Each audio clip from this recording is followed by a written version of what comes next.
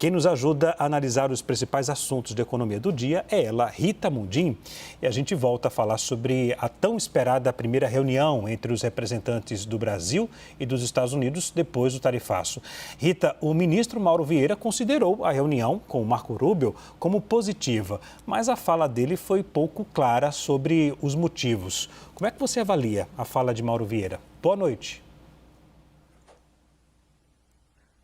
Boa noite, Leandro. É aquela história, né? Eu estou achando aí na demonstração, na fala do ministro, a gente está vendo aí muita espuma e pouco chope, né? Então a gente não sabe se o copo está meio cheio ou meio vazio. Eu esperava mais. Eu não sei se a gente está com uma ansiedade muito grande para ver resolvidos, né, essas tarifas, principalmente em setores tão estratégicos para o Brasil. Aí nós estamos falando do café, nós estamos falando das carnes, madeira e outros setores que estão sendo, assim, de uma forma muito forte, impactados pelo tarifaço. Então, foram 20 minutos no particular e depois cerca de 40 minutos com a participação de outros representantes dos Estados Unidos, né? Aí que veio o bilateralismo mesmo e outros participantes do Brasil. E a fala eu acho que não deixou claro nenhum ponto, a não ser que Trump e Lula irão se encontrar em breve.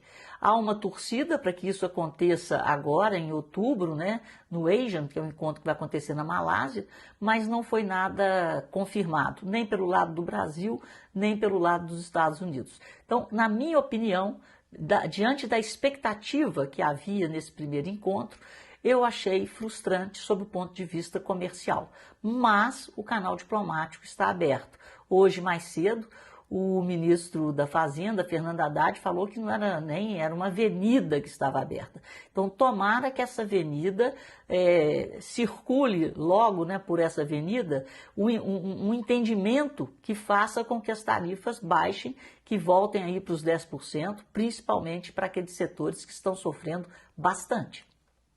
Rita, vamos falar agora do PIB, né? A prévia do PIB veio com alta de 0,4% em agosto, mas esse crescimento veio abaixo da expectativa, né?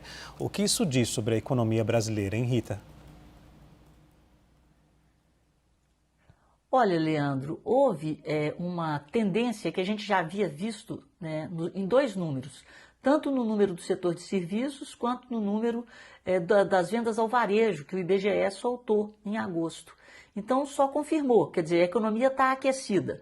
Mas qual que é a boa notícia? A economia não está tão aquecida. Então, quando a gente olha na comparação mês a mês, houve uma alta, né, de 0,4%, mas esperava-se uma alta de 0,7%, de 0,70%.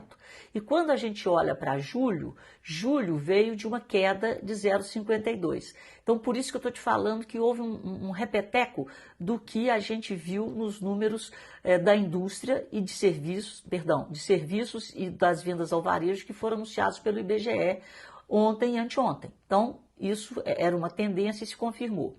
Mas, quando a gente pega o número de agosto desse ano e compara com agosto do ano passado, aí que o Banco Central começa a ter a condição de dar uma respirada em termos de desaceleração do ritmo de crescimento da economia, provocada, é claro, pela manutenção dos juros em patamares extremamente elevados. Então, os números, quando comparados agosto de 25 com agosto de 24, todos eles vieram mais fracos na comparação anual. Eu não vou ficar aqui falando percentual, mas espremendo o resumo da ópera.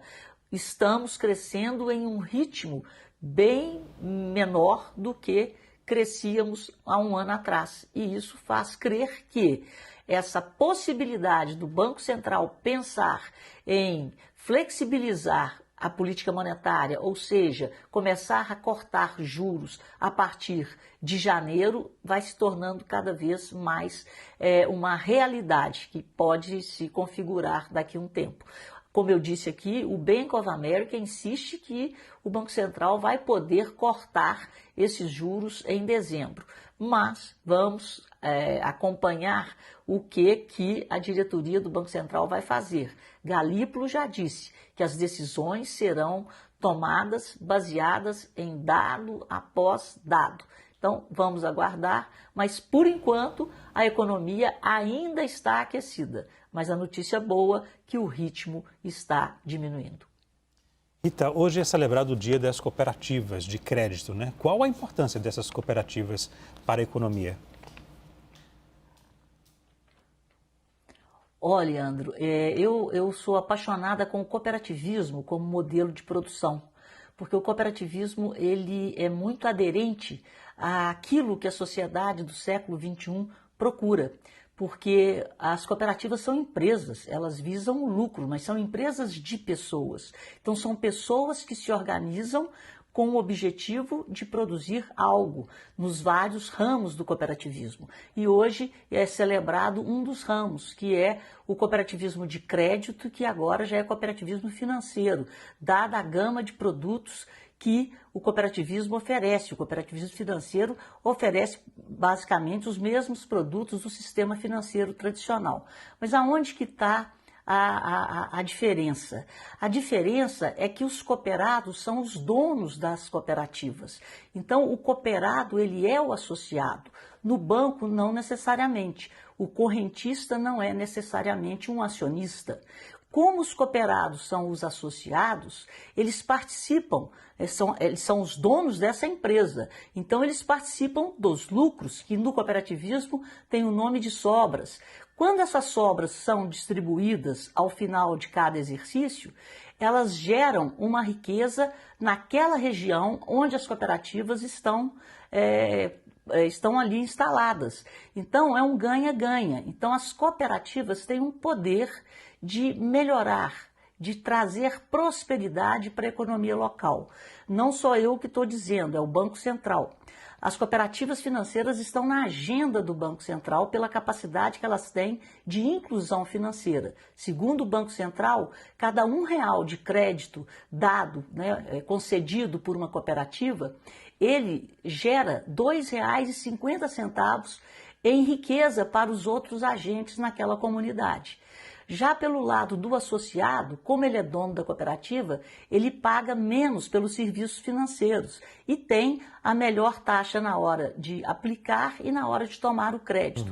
Por pagar menos por serviços financeiros, eu não sei o índice geral, mas o Sicob, ele criou um indicador que é o benefício econômico do cooperado. Então, cada cooperado em 2024 economizou, em média, ou deixou de pagar R$5.000. Então, o cooperativismo ele é inclusivo, ele é justo na distribuição dos lucros, das sobras, e ele promove essa geração de riqueza local e regional. Só mais um dado, as cooperativas estão em 469 municípios no Brasil, onde não existe nenhum tipo de atendimento bancário. Então, só por ter ali um ponto de atendimento financeiro, aquilo já gera riqueza, porque as pessoas não têm que ir para outro município ou ir para outro lugar para receber, por exemplo, a sua aposentadoria. Ao receberem ali, eles vão gastar o dinheiro, fazer sua compra no supermercado, na venda daquele lugar.